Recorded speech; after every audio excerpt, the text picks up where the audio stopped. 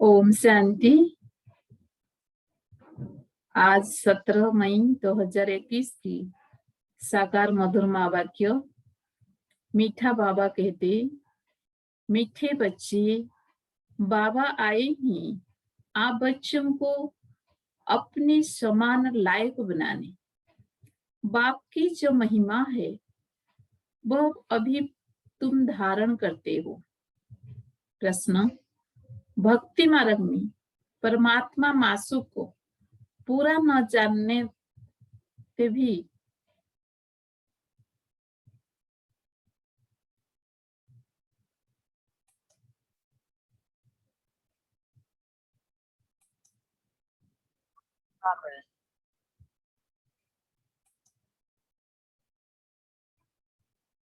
ओम शांति। आज 17 मई 2021 की साकार मधुर महावाक्य। मीठा बाबा कहते, मीठे बच्चे, बाबा आए हैं आप बच्चों को अपनी समान महिमा लायक बनाने। बाप की जो महिमा है वह अभी तुम धारण करते हो। प्रश्न, भक्ति मार्ग में परमात्मा मासूक को पूरा न जानते भी कौन से शब्द बहुत प्यार से बोलते और याद करते हैं? उत्तर, बहुत प्यार से कहते और याद करते हैं, हे मासूक, तुम जब आएंगे तो हम सिर्फ आपको ही याद करेंगे और सबसे बुद्धिवतर आपके साथ जड़ेंगे। अब बाप कहते हैं, बच्चे, मैं आया हुआ हूं तो देही अभिमानी बनो। तुम्हारा पहला फर्ज है प्यार से बाप को याद करना। ओम शांति। मीठे मीठे जीव की आत्माओं को परमपिता परमात्मा जिसने अब शरीर का लोन लिया है वो बैठ समझाते हैं कि मैं साधारण बूढ़े तन में आता हूं, आकर बहुत बच्चों को पढ़ाता हूं। ब्रह्मा मुखवंशावली ब्राह्मण बच्चों को ही समझाएंगे, जरूर मुख द्वारा ही समझाएंगे। और किसको समझाएंगे? कहते हैं, बच्चे, तुम मुझे भक्ति मार्ग में बुलाते आए हो, हे पतित पावन भारत खास और दुनिया में आपसे बुलाते हैं। भारत खास और दुनिया में हमसे बुलाते हैं। भारत ही पावन था, बाकी सब शांति धाम में थे। बच्चों को ये स्मृति में रखना चाहिए कि सतयुग त्रेता किसको कहा जाता है, द्वापर कली किसको कहा जाता है, उनमें कौन कौन राज्य करते थे। तुम्हारी बुद्धि में पूरी नॉलेज है। जैसे बाप को रचना के आदि मध्य अंत का ज्ञान है, वैसे तुम्हारी बुद्धि में भी है। बाप जो ज्ञान देते हैं वह बच्चों में भी जरूर होना चाहिए। बाप आकर बच्चों को आप समान बनाते हैं। जितनी बाप की महिमा है उतनी बच्चों की है। बाप ने बच्चों को जास्ती महिमावान बनाया है। हमेशा समझो कि शिव बाबा इन द्वारा सिखाते हैं। आत्मा ही एक दो से बात करती है, परंतु मनुष्य देह अभिमानी होने के कारण समझते ही फलाना पढ़ाता है। वास्तव में करती सब कुछ आत्मा है। आत्मा ही पाठ बजाती है। देही अभिमानी बनना है। घड़ी घड़ी अपने को आत्मा समझना है। जब तक अपने को आत्मा नहीं समझेंगे तो बाप को भी याद नहीं कर सकेंगे। भूल जाते हैं। तुमसे पूछा जाता है, तुम किसके बच्चे हो? तो कहते हो, हम शिव बाबा के बच्चे हैं। विजिटर बुक में भी लिखा हुआ है, तुम्हारा बाप कौन है? तो झट देह के बाप का नाम बताएंगे। अच्छा, अब देही के बाप का नाम बताओ। तो कई कृष्ण का, कई हनुमान का नाम लिखेंगे, या तो लिखेंगे हम नहीं जानते। अरे, तुम लौकिक बाप को जानते हो और परलौकिक बाप जिनको तुम हमेशा दुख में याद करते हो उनको नहीं जानते हो। कहते भी है, हे भगवान रहम करो, हे भगवान एक बच्चा दो, मांगते हो ना। अब बाप बिल्कुल सहज बात बताते हैं, तुम देहाभिमान में बहुत रहते हो, इसीलिए बाप के वर्षे का नशा नहीं चढ़ता है। तुमको तो बहुत नशा चढ़ना चाहिए। भक्ति करते ही है भगवान से मिलने के लिए। यज्ञ, तप, दान, पुण्य आदि करना ये सब भक्ति है। सब एक भगवान को याद करते हैं। बाप कहते हैं, मैं तुम्हारा पतियों का पति हूँ, बापों का बाप हूँ। सब बाप भगवान को याद जरूर करते हैं, आत्मा ही याद करती है। भल कहते भी है, भ्रुकुटी के बीच में चमकता है अजब सितारा, परंतु यह बिगर समझ के ऐसे ही कह देते हैं, रहस्य का कुछ भी पता नहीं है। तुम आत्मा को ही नहीं जानते हो तो आत्मा के बाप को कैसे जान सकेंगे। दीदार तो होता है भक्ति मार्ग वाला।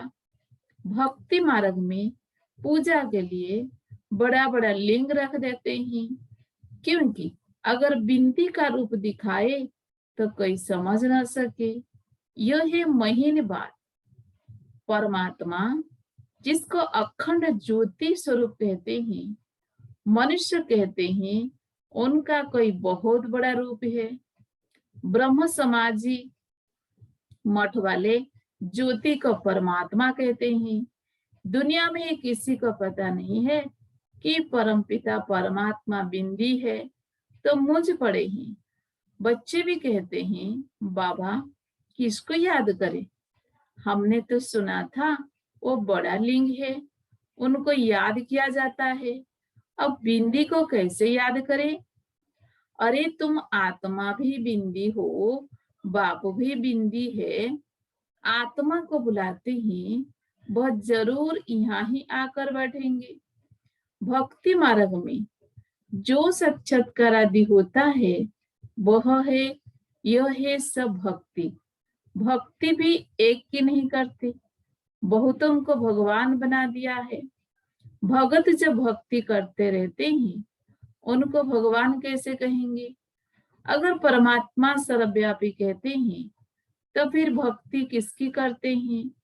सभी भिन्न प्रकार की भक्ति करते हैं। बाप समझाते हैं, बच्चे ऐसे मत समझो कि हमको अनेक वर्ष जीना है, अभी समय बहुत नजदीक होता जाता है। निश्चय रखना है, बाबा को ब्रह्मा द्वारा स्थापना करानी है। बाप खुद कहते हैं, मैं इस द्वारा तुमको सृष्टि के आदि मध्य अंत का राज बताता हूँ। गाते भी है, ब्रह्मा द्वारा स्थापना। यह नहीं जानते कि नई दुनिया को विष्णुपुरी कहा जाता है, अर्थात विष्णु के 2 रूप राज्य करते थे। किसको पता नहीं है कि विष्णु कौन है।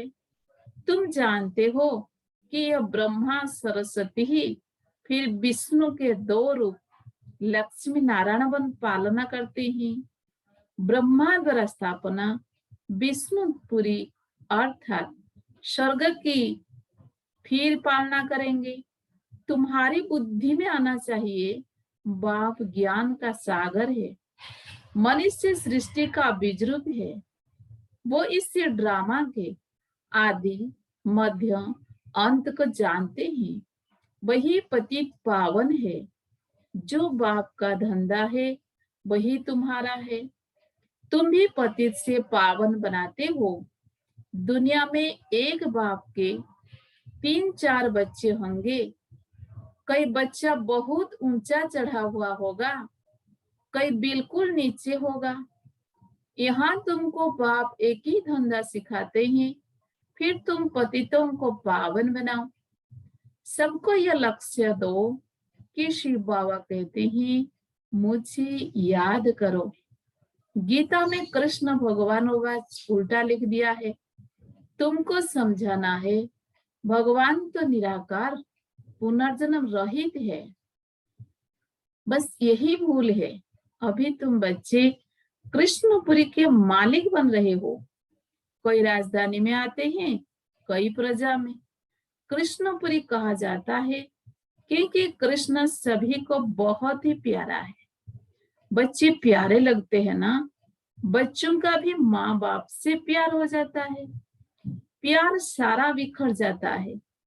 अब बाप समझाते हैं तुम अपने को शरीर मत समझो, घड़ी घड़ी अपने को आत्मा निश्चय करो, आत्मा अभिमानी बनो। बाप भी निराकार है, यहाँ भी शरीर लेना पड़ता है समझाने के लिए। बिगड़ शरीर तो समझा नहीं सकेंगे, तुमको तो अपना शरीर है। बाबा फिर लोन लेते हैं, बाकी इसमें प्रेरणा आदि की बात ही नहीं है। बाप खुद कहते हैं मैं यह शरीर धारण कर बच्चों को पढ़ाता हूँ, क्योंकि तुम्हारी आत्मा जो भी तम प्रधान बन गई है उनको सत प्रधान बनाना है। गाते भी है पतित पावन आओ, परंतु अर्थ नहीं समझते हैं। अभी तुम समझते हो बाप कैसे आकर पावन बनाते हैं। यह भी तुम जानते हो सेटिंग में सिर्फ हमारा ही छोटा झाड़ होगा। तुम स्वर्ग में जाएंगे, बाकी जो इतने खंड है उनका नाम निशान नहीं होगा। भारत खंड ही स्वर्ग होगा। परमपिता परमात्मा ही आकर हेवन की स्थापना करते हैं। अभी हेल है, प्राचीन भारत खंड ही है जहाँ देवताओं का राज्य था, अब नहीं है। उन्हों के यहाँ मंदिर है, चित्र है, तो भारत की ही बात हुई। यह कोई भी भारतवासी की बुद्धि में नहीं आता कि भारत ही स्वर्ग था। ये लक्ष्मी नारायण मालिक थे और कोई खंड नहीं था। अब तो अनेक धर्म आ गए हैं, भारतवासी धर्म भ्रष्ट कर्म भ्रष्ट बन गए हैं। कृष्ण को श्याम सुंदर कह देते हैं, परंतु अर्थ नहीं समझते हैं। बराबर यह सांवरा था ना, कहते हैं कृष्ण को सर्प ने डसा तो सांवरा हो गया। अब वह तो सत्य का प्रिंस था, कैसे काला हो गया। अभी तुम यह बातें समझते हो। कृष्ण के माँ बाप भी अभी पढ़ रहे हैं। माँ बाप से उत्तम श्री कृष्ण गया हुआ है। माँ बाप का कोई नाम नहीं है, नहीं तो जिस माँ बाप से ऐसा बच्चा पैदा हुआ वह माँ बाप भी प्यारे होने चाहिए, परंतु नहीं। महिमा सारी राधे कृष्ण की है, माँ बाप की कुछ है नहीं। तुम्हारी बुद्धि में ज्ञान है, ज्ञान है दिन, भक्ति है रात। अंधेरी रात में ठोकरे खाते रहते हैं। अभी तुम बच्चों को समझाया जाता है घर में रहो, ये सर्विस भी करते रहो। कोई को भी समझाओ तुम आधा कल्प के आशिक हो, एक मासूक के। भक्ति मार्ग में सभी उनको याद करते हैं तो आशिक ठहरना, परंतु मासूक को पूरा जानते नहीं है। याद बहुत प्यार से करते हैं, हे मासूक तुम जब आएंगे तो हम सिर्फ आपको ही याद करेंगे और सबसे बुद्धिगत तौर आपके साथ जड़ेंगे। ऐसे तो गाते थे ना, परंतु बाप से हमको क्या वर्षा मिलता है यह किसी का भी पता नहीं है। अब बाप समझाते हैं तुम देही अभिमानी बनो। बाप को याद करना तुम बच्चों का पहला फर्ज है। बच्चा हमेशा बाप को, बच्ची माँ को याद करती है। हम जिनसे ना, बच्चा समझता है हम बाप का वारिस बनेंगे। बच्ची थोड़ी कहेगी, वो तो समझती है हमको पियर घर से ससुर घर जाना है। अब तुम्हारा निराकार और साकार पियर घर है। बुलाते भी है, हे परम पिता परमात्मा रहम करो, दुख और सुख दो, हमें लिबरेट करो, हमारा गाइड बनो। परंतु उसका अर्थ बड़े बड़े विद्वान आचार्य भी नहीं जानते हैं। बाप तो सर्वों का लिबरेटर है, वही सबका कल्याणकारी है। बाकी वो अपना ही कल्याण नहीं कर सकते तो औरों का क्या करेंगे। यहाँ बाप कहते हैं, मैं गुप्त आता हूँ। खुदा दस्त की कहानी सुनी है ना। अब यह पुल है कलीग और सती के बीच का, उस पर जाना है। अब खुदा तो बाप है, दोस्त भी है, माता पिता शिक्षक का भी पाठ भी बजाते हैं। यहाँ तुमको साक्षात्कार होता है तो जादू जादू कह देते हैं। साक्षात्कार तो नौदा भक्ति वालों को भी होती है। बहुत तीखे भक्त होते हैं, दर्शन दो नहीं तो हम गला काटते हैं, तब साक्षात्कार होता है। उनको नौदा भक्ति कहा जाता है। यहाँ नौदा भक्ति की बात नहीं है। घर में बैठे बैठे भी बहुतों को साक्षात्कार होते रहते हैं। दिव्य दृष्टि की चाबी मेरे पास है। अर्जुन को भी मैंने दिव्य दृष्टि दी ना। यह विनाश देखो, अपना राज्य देखो, अब माँ में को याद करो तो यह बनेंगे।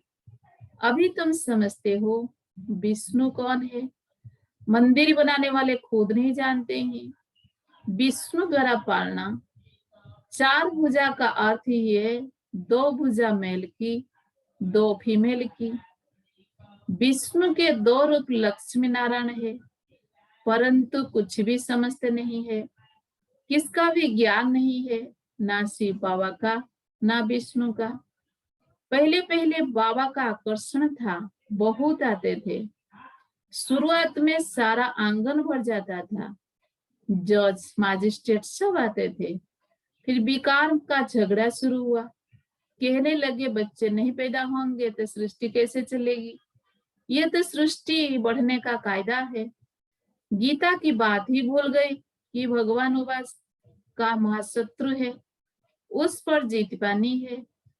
कहने लगे स्त्री पुरुष दोनों इकट्ठे आए तो उनको ज्ञान दो, अकेले को नहीं दो। अब दोनों भी आए तो देवे ना। देखो दोनों को इकट्ठा भी देते हैं तो भी कोई ज्ञान लेते हैं, कोई नहीं लेते हैं। तकदीर में नहीं होगा तो क्या कर सकते हैं। एक हंस एक बगुला बन पड़ते हैं। यहाँ तुम ब्राह्मण देवताओं से भी उत्तम हो।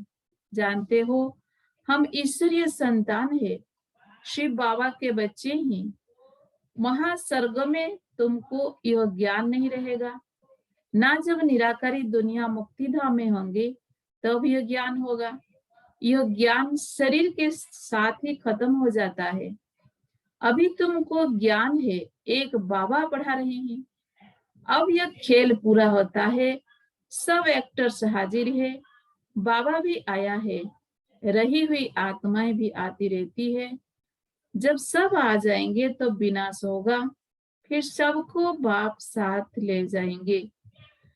सबको जाना है, इस पति दुनिया का विनाश होना है। अच्छा, मीठे मीठे सिकिलधे बच्चों प्रति माता पिता बाप दादा का याद प्यार और गुड मॉर्निंग। रूहानी बाप की रूहानी बच्चों को नमस्ते। हम रूहानी बच्चों की रूहानी बाप दादा को भी याद प्यार गुड मॉर्निंग, नमस्ते नमस्ते नमस्ते। धारणा के लिए मुख्य सार नंबर 1, पतित से पावन बनाने का धंधा जो बाप का है वही धंधा करना है।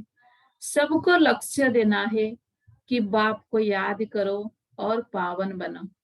नंबर 2, यह ब्राह्मण जीवन देवताओं से भी उत्तम जीवन है। इस नशे में रहना है। बुद्धि का योग और सबसे तर एक मासुक को याद करना है। वरदान, आसक्ति को अनासक्त में परिवर्तन करने वाले शक्ति स्वरूप भव। आसक्ति को अनासक्ति में परिवर्तन करने वाले शक्ति स्वरूप भव। शक्ति स्वरूप बनने के लिए आसक्ति को अनासक्ति में बदली करो। अपने देह में, संबंध में, कोई भी पदार्थ में यदि कहाँ भी आ सकती है तो माया भी आ सकती है और शक्ति रूप नहीं बन सकते। इसीलिए पहले अनासक्त बनो, तब माया के विघ्नों का सामना कर सकेंगे। विघ्न के आने पर चिल्लाने व घबराने के बजाय शक्ति रूप धारण कर लो तो विघ्न विनाशक बन जाएंगे। स्लोगन: रहम निस्वार्थ और लगामुक्त हो, स्वार्थ वाला नहीं। रहम निस्वार्थ और लगामुक्त हो, स्वार्थ वाला नहीं। ओम शांति।